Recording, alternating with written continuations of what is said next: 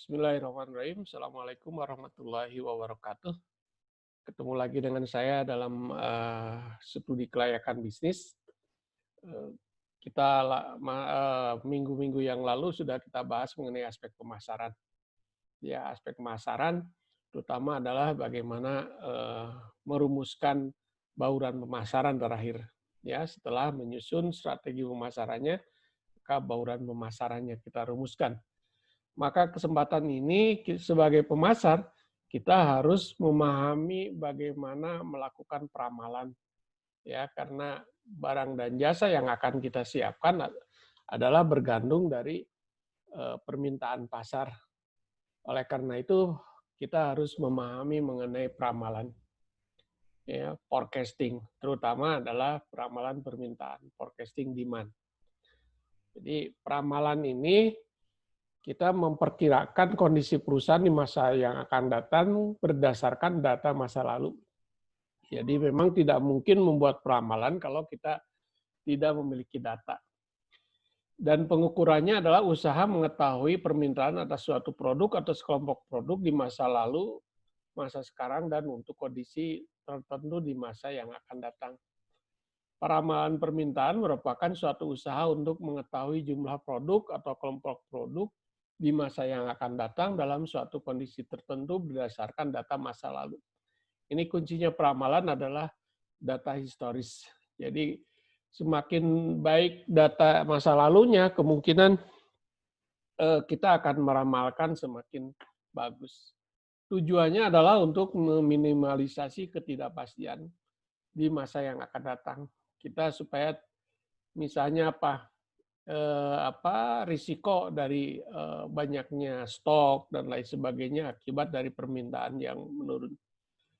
Oke, peramalan bisa meliputi produk baru atau usulan proyek baru dan produk yang sudah mapan di mana digunakan untuk usulan perluasan misalnya. Jadi bisa dua kemungkinan. Jadi peramalan untuk produk baru atau produk yang sudah mapan, yang sudah berjalan ongoing gitu. Metode peramalan ini mencakup peramalan kuantitatif dan kualitatif. Tentu tidak semuanya akan saya bahas di sini, ya, terutama kuantitatif. Kuantitatifnya juga hanya bagian kecil saja, ya, tidak keseluruhannya. Jadi pendekatannya ada pendekatan peramalan kuantitatif ini. Ada dua, ada time series, model yang tidak memperhatikan hubungan sebab akibat, hanya memperhatikan kecenderungan dari data masa lalu. Ini time series. Atau disebut dengan metode tren. Ada tren linear, ya, kalau terus naik, itu disebut dengan tren linear, atau tren kuadratik itu kenaikannya tinggi, atau logaritma. Secara skematis dapat digambarkan seperti ini. Jadi input di sini diproses, maka nanti akan menghasilkan apa hasil ramalannya. Yang kedua, cause effect method. Cause effect method ini merupakan pendekatan sebab akibat atau menjelaskan terjadinya suatu keadaan atau yang disebut dengan explanatory method. Oleh sebab-sebab tertentu, teknik dalam pendekatan ini antara lain teknik regresi, korelasi, ya, baik linear sederhana itu regresi itu, atau linear berganda, korelasi biasa sederhana atau korelasi berganda atau parsial.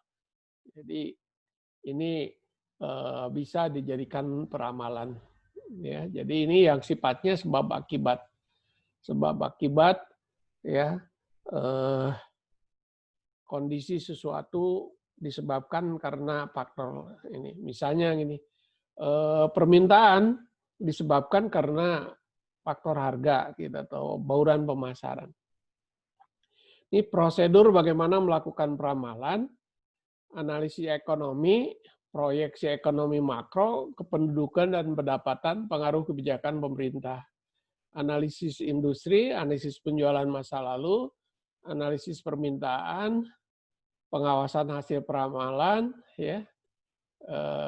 Kendala di dalam melakukan peramalan biasanya waktu yang hendak diliput. Jadi kadang-kadang terbatas waktunya, tingkah laku data. Tadi sudah dikatakan bahwa kemungkinan data masa lalu itu tidak bagus. Tipe modelnya apa yang akan kita gunakan, biaya yang tersedia untuk menyusun SKB. Kadang-kadang biayanya tidak mencukupi untuk melakukan peramalan itu. Tingkat ketepatan yang diinginkan juga bisa saja meleset karena data yang kurang akurat, atau bisa saja karena sebab-sebab lain, kondisi faktor eksternal yang tidak bisa diprediksi. Kemudahan penerapannya. Dan terakhir adalah waktu yang tersedia.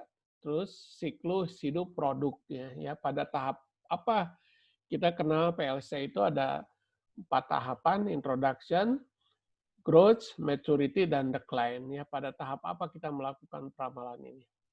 Produk baru atau produk yang established ini juga berbeda tentu, ya, di dalam melakukan peramalannya. Pengukuran peramalan ini bisa misalnya menggunakan data impor produk yang bersangkutan. Berapa produk-produk yang diimpor. Penggunaan data impor, ekspor, dan produksi dalam negeri. Ini sehingga berapa peramalan yang bisa kita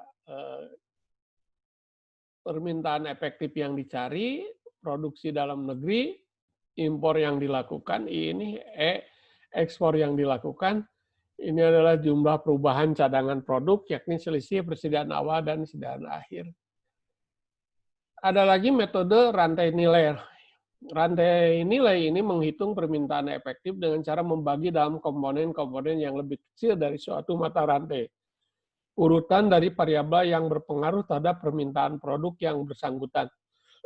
Contoh misalnya, kita bisa membuat peramalan, kalau kita mau buka toko di suatu jalan atau di suatu pusat pembelanjaan, misalnya bisa kita buat prediksi berapa ribu orang ini yang masuk ke toko tersebut. Misalnya ada 1.000. 1.000 kita mau memprediksi kira-kira yang bakal mampir ke toko kita ada berapa. Misalnya kasih 10%.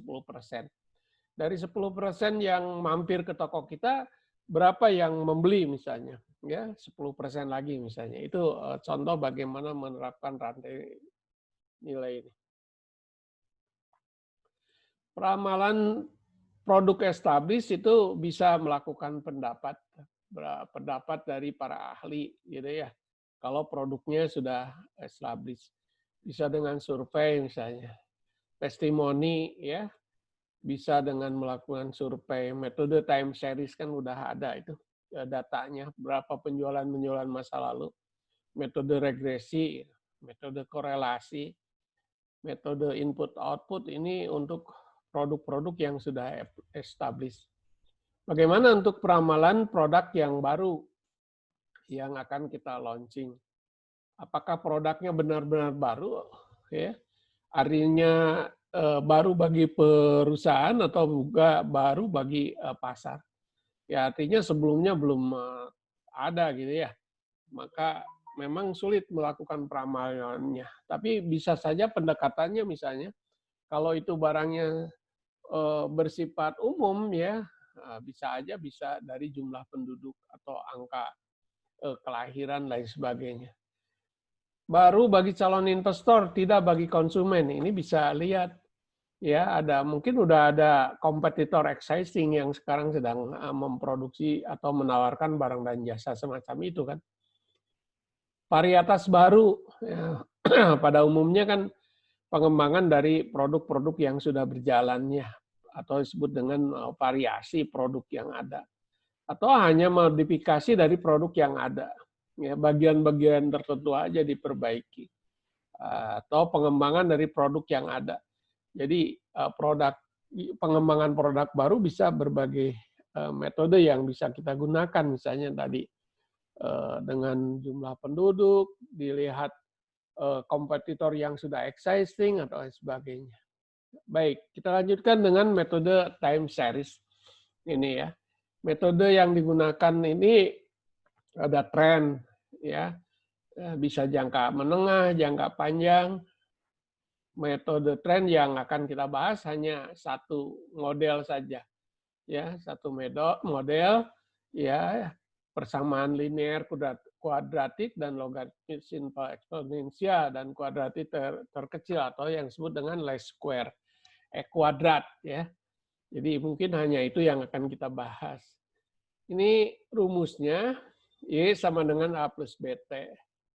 Koefisien A dan B diperoleh dengan cara A adalah jumlah Y dibagi N dan B adalah jumlah TY dibagi jumlah T kuadrat.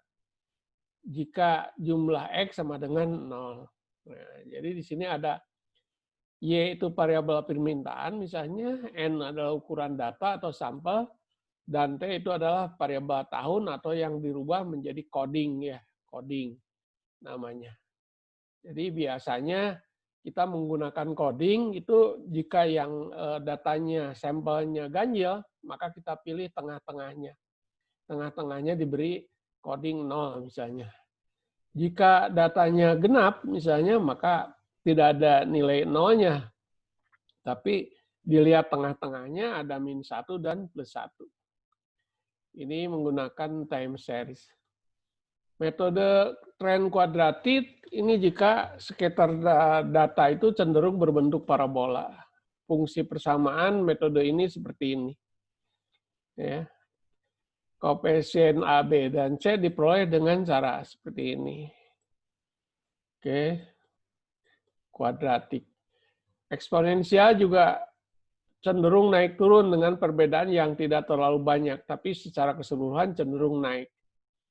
Fungsi persamaan dari metode ini, Y sama dengan A plus BX. Dapat diubah menjadi fungsi logaritma seperti ini. Ya. Ini adalah yang eksponensial. Ini yang berikutnya adalah metode yang bersifat sebab akibat. Cause effect ya. Cause effect ini biasanya digunakan dengan regresi. Regresi linear sederhana. Jadi karena sifatnya sebab akibat, ini ada variabel independen, ada variabel dependen. X ini adalah variabel independen, sedangkan Y adalah variabel dependen. Ya, variabel dependen. Jadi rumusnya semacam ini, Y sama dengan A plus BX ya. Ini untuk mencari B-nya, ini untuk mencari A-nya, ya. Ini kalau hanya ada dua variabel. Kalau lebih dari dua variabel disebut linear berganda. Linear berganda ini kalau variabel independennya lebih dari satu, ya. Variabel independennya lebih dari satu. Sementara variabel dependennya hanya satu. Jadi regresi ini keunggulannya bisa dijadikan prediktor ya, jadi peramalan. Ya, jadi regresi ini adalah untuk mengetahui ada tidaknya pengaruh dari variabel independen terhadap variabel dependen. Yang berikutnya adalah korelasi. Korelasi itu untuk mengukur seberapa erat hubungan antara variabel dependen dengan variabel independen, gitu ya. Mengetahui seberapa erat hubungan independen dengan dependen. Kelemahannya korelasi itu tidak bisa dijadikan alat untuk memprediksi ya, tidak seperti regresi. Nah, ini contoh bagaimana menghitung kuadrat terkecil. Kuadrat terkecil. Ini contoh yang ganjil ini ya, ada datanya, data N-nya selama 5 tahun permintaan masa lalu ini seperti ini, 200, 220 dan sebagainya, sehingga jumlahnya 1.200. Maka ini T-nya yang tadi disebut dengan coding itu. T-nya. Karena ganjil, maka perhatikan, ini tengah-tengahnya, kan 3 itu tengah-tengah. Jadi kalau 7 juga Anda cari yang tengah-tengahnya. Pokoknya tengahnya. Nah, tengahnya diberi simbol 0, -1, -3. 1, 3 ke bawah ya. Dan tadi sesuai dengan rumus, maka T-nya dikuadratkan ya seperti ini. Terus YT-nya adalah ini penjualan kali ini gini ya, sehingga jumlah YT-nya ini. Ya, sehingga diperoleh fungsi apa? Fungsi regresinya seperti ini. fungsi regresinya, ya. Fungsi regresi. Jadi tadi A itu diperoleh dari jumlah Y dibagi N. N-nya 5. Ya. 1.200 dibagi 5, 240. Sedangkan B jumlah YT 230 dibagi dengan jumlah T kuadrat. Jadi 11,5. Jadi fungsi regresinya adalah Y sama dengan 60 plus 92,5 T. Jadi kalau kita cari berapa tahun ke-6, maka berarti 240 ditambah 11,5 kali 5 sama dengan 297,5. Dan selanjutnya, ini kalau datanya ganjil. Ya, silakan dipelajari dengan seksama. Yang harus jadi catatan adalah tadi, memberikan coding. Ingat, T itu adalah coding. Ya, coding nih. Jadi tahun ke-6 itu dikalikan bukan dikalikan 6, tapi dikalikan codingnya ke berapa. Ini kan tahun ke-5 3. Ya, dari sini 1, tambahnya 2. Berarti tahun ke-6 adalah 5. Tahun ke-7 jadi 7 dan selanjutnya. Jadi itu codingnya yang berubah. Ini sering salah ngikuti tahun yang ini ya, T-nya itu. Jadi bukan T tahun yang ini, tapi T dari coding. Dan berikutnya adalah contoh yang genap. Contoh yang genap. Kalau datanya genap, N-nya genap, ini seperti ini. Nah, ya. Ini kan tidak ada tengahnya nih. Berarti min 1 pada angka 3 nih. Pada tahun ketiga. Min 2, min 3. Ke bawahnya 1, 2, 3. Sama proses menghitungnya. Ya, T-nya T kuadrat. Ini seperti ini angkanya. Dan ini kali sales kali T, ini YT ini. Ya, YT. Dan diperolehlah fungsi forecastingnya adalah 250 plus 13,57 T. Maka kalau pertanyaannya berapa peramalan tahun ke-7, berarti 250 ditambah 13,57 kali 4. Ini ya sebesar ini 304,26. Tahun ke-8 berarti 250 ditambah 13,57 kali 5 ya, dan selanjutnya ini forecasting. Jadi memang kita penting ya forecasting, walaupun memang faktor-faktor lain yang tidak bisa kita prediksi, belum kita perhitungkan apa ya, faktor alam, faktor suasana yang tidak bisa diprediksi seperti wabah lain sebagainya. Ya, tapi kita hanya melihat dari tren penjualan masa lalu dan memprediksi untuk masa yang akan datang.